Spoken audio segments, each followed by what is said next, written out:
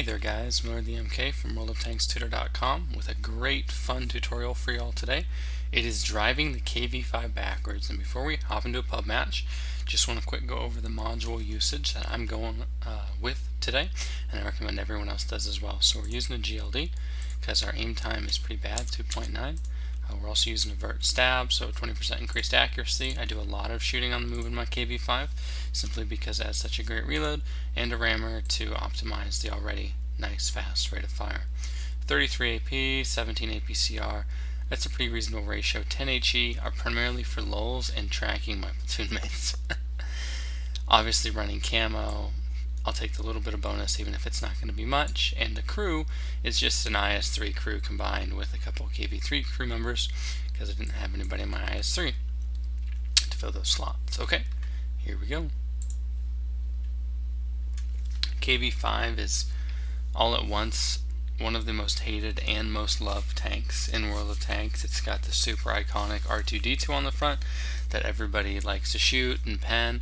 The tank also simply has good DPM and an insane amount of HP, so used properly, the KV5 is a fearsome warrior, even earning its own slot in the 42-point format. Used like a teddy bear, used anti-fiercely, if you will, it is simply a horribly large HP sponge. So here we go. Hopefully we'll get a pretty reasonable map, and I will be able to show you guys how to do butt down angling in the KV5. You may be thinking, well, why would we do that? Why would we want to turn our rear to the enemy? And I'll show you real quick actually before we get into battle. If you look, he's got 150 rear armor, and that's with spaced armor on the back hatches. So the gist of it is, your front is 180, and that's fine, but your R2-D2s are not 180. They're actually pretty lame, pretty pansy. It's something like, I think 120 or 130. Normalization changes a couple patches ago may have, but let's just say 130 or 140 as optimistic protection. That means tanks like the KV1S, IS, all the tier 7 heavies, a lot of the tier 6s, especially with gold, just going to punch right through, which kind of defeats your whole purpose of having a hulking armored tank. So we don't want that, don't have to mess around there, and instead we'll turn the rear of our tank to the enemy, give it a nice little angle, and we'll have effectively covered these R2-D2s in the front, and looked really funky driving into battle. Only thing you have to be cautious about in using rear down is a lot of times I might tend to do it in sort of a hull down position, and these right here I actually hate more than the R2-D2s. The hatches on top, it's very tall and very easy to hit, so be aware when you're driving your KV5 rearward that perhaps you've got a little bit of wiggle going on or a little bit of jiggle forward and back. Otherwise, probably going to be in for a real unpleasant surprise.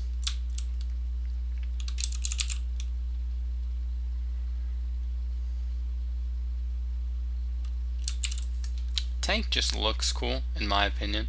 It is a manly tank, huge, lots of armor, weighs an obscene amount, can pretty much muscle anything off the battlefield that's necessary.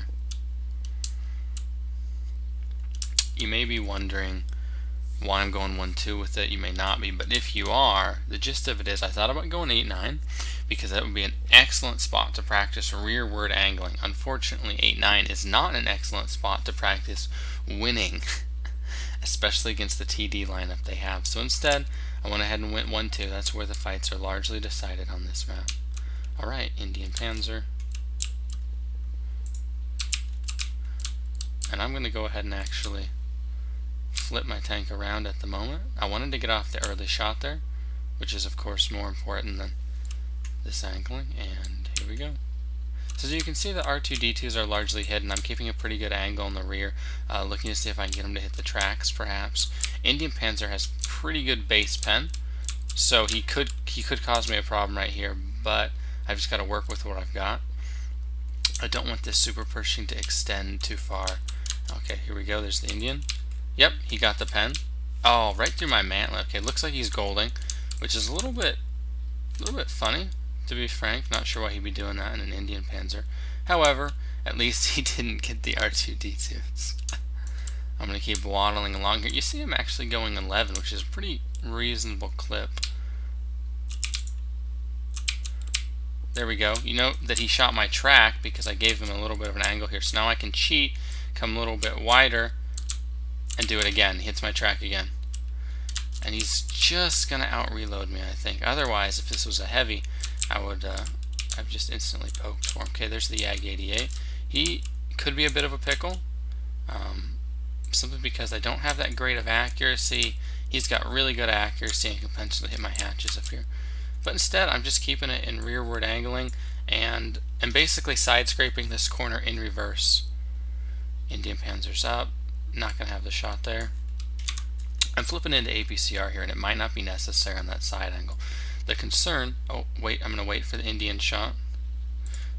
Oh, we didn't get lit until he came around. Note how that guy's still just hitting my tracks. That's the beauty of this sort of angling position. He's going to come around again. I'm actually going to give him less of an angle. There we go. And now I'm going to go get him. I'm just going to pivot around sideways and roll out. I've got a lot more HP to burn here than he does. Place the shot. He gives me a side angle and I will take it. Unsure where this Yag 88 is aiming, so instead of just pivoting around and taking the 15 seconds that is going to be, I'm just going to pop it in reverse. If he's looking my way, I'll angle the back end to this side and just suck into the wall there. If not, I've really lost nothing. But I want to see if I can get perhaps a shot or two on him for free over here. There he is. Oh, he's in a good spot, and I will not be able to touch that, period, with the KV5 where I'm at.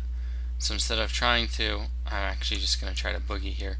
It's a little bit of an angle, trying to keep away from the 90 degrees. Yep, got it. Bounce right off the back end. That's just what you want to be doing.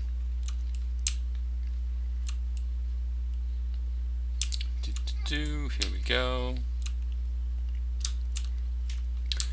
Looks like our E2 is going to go down, and our team's in pretty good position this game. I'm happy with it. I'll take it. And this is where sort of the fun of the KV5 also appears. You can see I'm absolutely so tall that I can shoot at that guy where most tanks wouldn't be able to. Now I got unlucky, frankly, and the shell drifted high. But the fact of the matter is I was able to get a shot off that most tanks wouldn't be able to. Many times you can actually shoot over the rubble on city maps or even over friendly tanks, that sort of thing. So here we go. It's kind of a 1-on-3, but I'm pretty confident that I can play this right if I pick up the 5100 first. Okay, looks like the 100 boogied. I've got to go lower plate there. Simply do not have the pen to engage him otherwise, and I'm just going to do a full speed downhill ram. Nice. Got the kill. Looks like the Yag, I think, probably got my turrets there, just like I talked about before. And so right here, I'm going to suck in. Oh, yep, he's going straight through. There's the 5100. I'm actually going to keep my rear towards him and just try to pivot my turret. Oh, it's a bit of an unlucky bounce, frankly.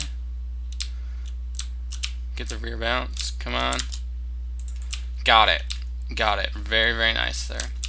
I got unlucky on the first shell, but I kept my back end towards him and was able to win that 3-on-1. So there you have it. It's the KV5. It's got great rear armor, fun DPM, actually makes pretty good credits, 84k, only 37 in ammo. Did 3k and absorbed 33. That's pretty much the quintessential KV5 game if you can manage it. So alright guys, there you go. Just short in-game tutorial on rear angling, and you were able to see why it's so important and so helpful. I hope this was beneficial to y'all with a KV5 or people who think, oh, I've seen him going rear angle towards me. I don't quite understand what's going on there. Well, this is why, and happy KV5 tanking to all of you. Have a great day.